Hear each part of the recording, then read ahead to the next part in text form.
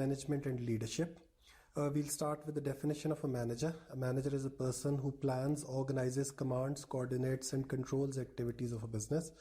So management is a group of people who actually perform the same functions that are carried out by a manager, that is planning, organizing, commanding, coordinating, and controlling. So a group of persons carrying out planning, organizing, commanding, coordinating, and controlling the activities of a business is called management. When we are talking about management, Mintzberg came up with his roles of management. He talked about three different roles of management. He was, very adamant. He was very clear that there are three basic roles of any manager that are to be performed by him. The first role of manager that is to be performed is basically the interpersonal role. He said that a manager needs to be a figurehead or representative of the organization. Then he also said that the manager needs to be the leader, the controller of the organization, the motivator of the organization. And the third role which he is supposed to perform, that is the interpersonal role, is the role of a liaison or bridge between different individuals. So three interpersonal roles were identified by Mintzberg. Figurehead, that is the representative, then leader or controller or motivator of the organization, and the third one was that he is a liaison or bridge between different individuals or the departments.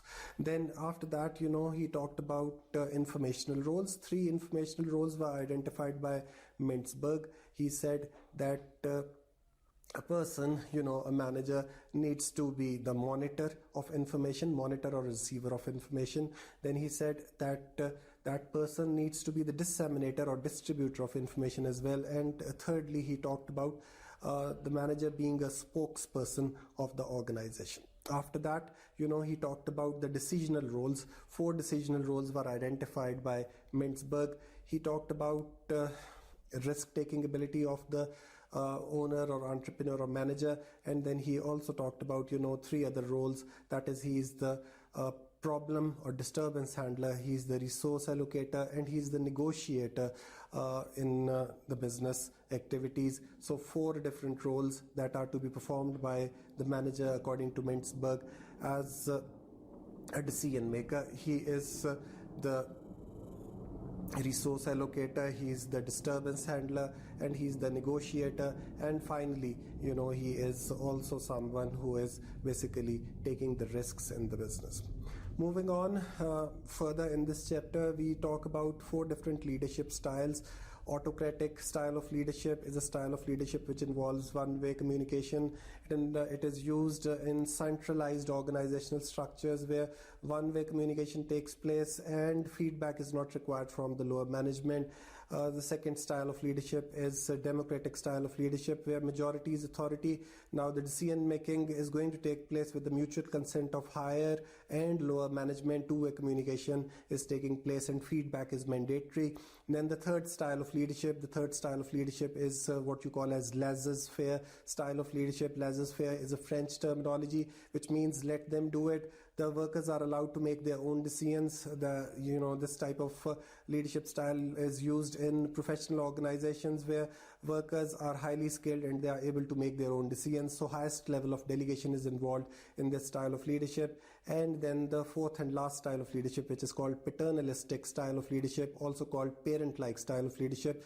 It involves two-way communication, but it is similar to the autocratic style because the decisions are made by the higher management only, supposedly in the best interest of the lower management. And then we are talking about this style of leadership involving two-way communication, which is something similar to the democratic style of leadership. After that, we jump on to management theory, which is called McGregor's theory X and Y. McGregor's theory X and Y, when we are talking about it, it is sometimes also called stick and carrot theory. It is a theory in which McGregor, according to McGregor, that is, we have two different types of managers, X-type managers and Y-type managers. McGregor said that X-type managers are very strict. They want to discipline the workers. They want to get the best out of workers by being strict to them. They use an inflexible approach where they are going to be, really tough on the workers, and they believe that workers are not self-motivated. That is why strictness is going to get the work done rather than being lenient with them. They try to be strict because of their belief that workers are not motivated enough. Then the why theory put forward by McGregor talked about another style of management where the Y-type manager believes that workers are self-motivated, and you only need to give them rewards in order to get the best out of them. They are self-motivated and they are ready to work. You only need to provide them with the with some kind of reasonable rewards in order to get the best out of them. This chapter ends on the concept of emotional intelligence, a very important concept introduced by Goleman. Goleman said that the intelligence of managers is supposed to be gauged by using 4 different factors. He identified the 4 factors. The first factor, when he was talking about it, he said that self-awareness, that is knowing your strengths and weaknesses, is very important. And then self-management, obviously acting according to the weaknesses, that is improving the weaknesses and building on the strengths. That is what he talked about when he identified the first 2 factors. That is, Goleman said that the first factor is self-awareness and the second one is self-management.